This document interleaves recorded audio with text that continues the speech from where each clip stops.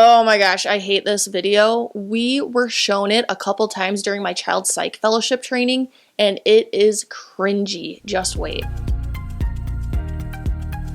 Oh, is this the kind of stuff that you do all the time, huh? I forgot. I don't know. Play stupid. Poor little Stevie. Huh? That's the kind of stuff. How'd it go last night for you?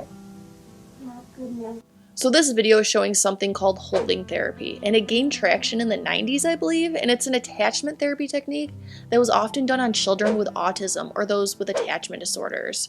So you've heard of things like reactive attachment disorder, which is commonly referred to as RAD.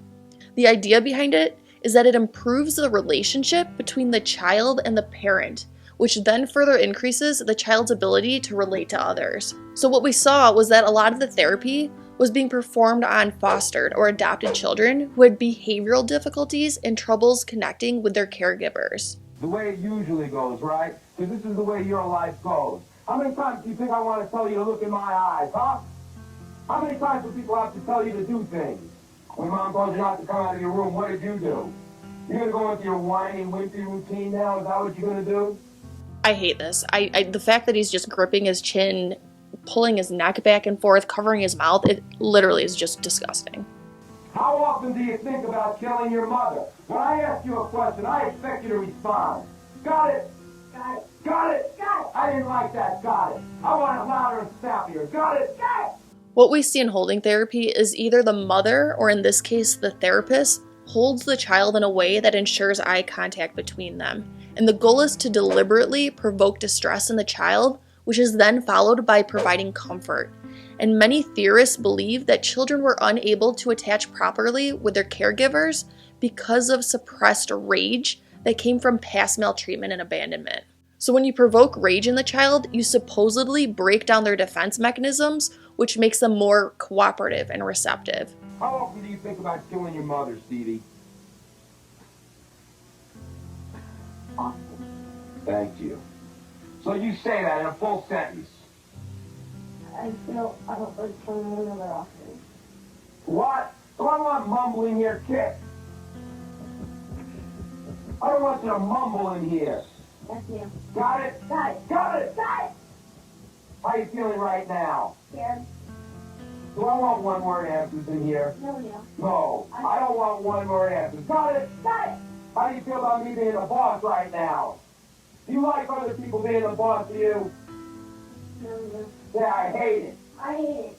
Is that the truth? Yes, ma'am. And you say it like you feel it. I hate other people bossing me. I hate other people bossing me. Louder than that. I hate other people bossing me. Louder than that. I hate other people bossing me. Again. I hate other people bossing me. Kick hard.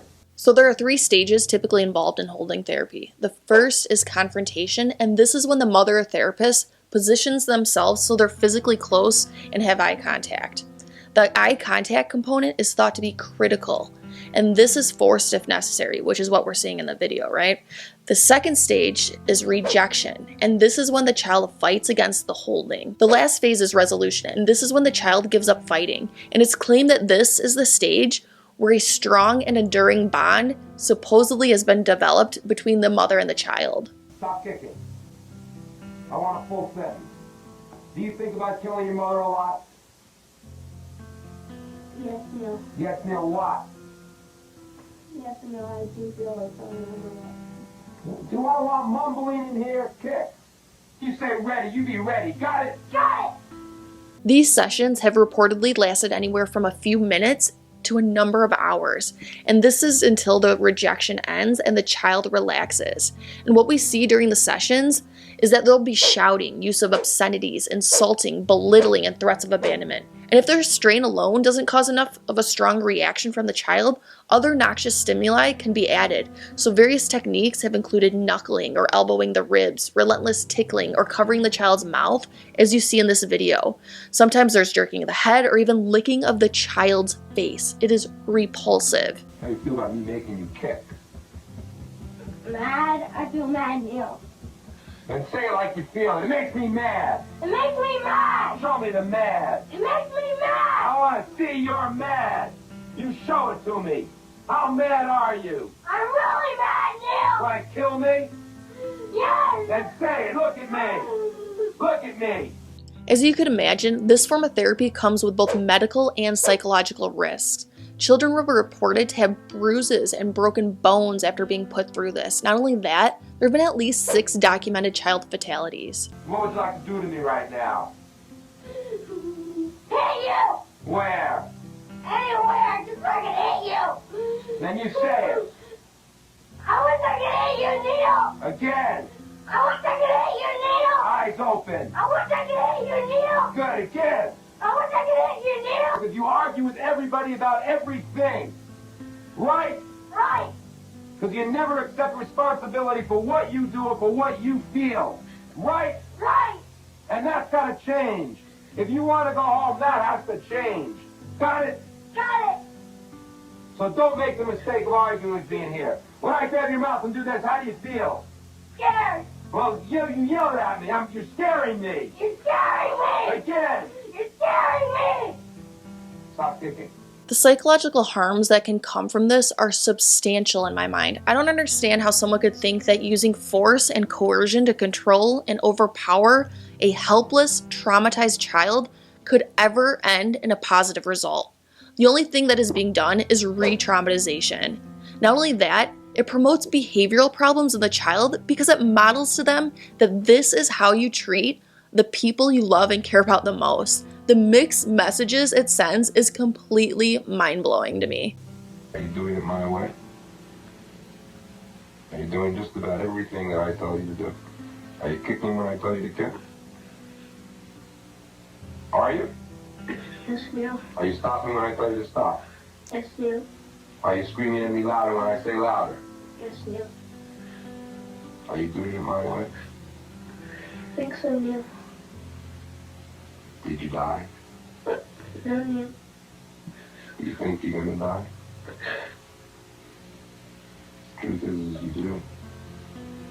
Don't you?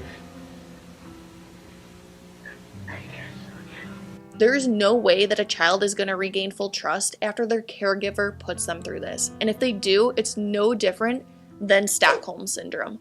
Obedience is being produced based on nothing but fear, which is far from the secure attachments that we strive for with our children. And this is the definition of a trauma bond. I'd also like to throw out there that this is not an accepted practice by the majority of mental health professionals in the field. The American Psychiatric Association, the American Academy of Child and Adolescent Psychiatry, the American Psychological Association, and many major medical professional organizations reject the use of holding therapy. This is based on the grounds that it has the potential to harm children, and the fact that there's no high-quality research evidence that this benefits children in any way, shape, or form. And in my opinion, it is completely unethical, not to mention inhumane and abusive. It has no place in psychotherapy whatsoever. Now, if you found this video interesting, make sure to hit that subscribe button and click that top video to see another psychiatrist reacts.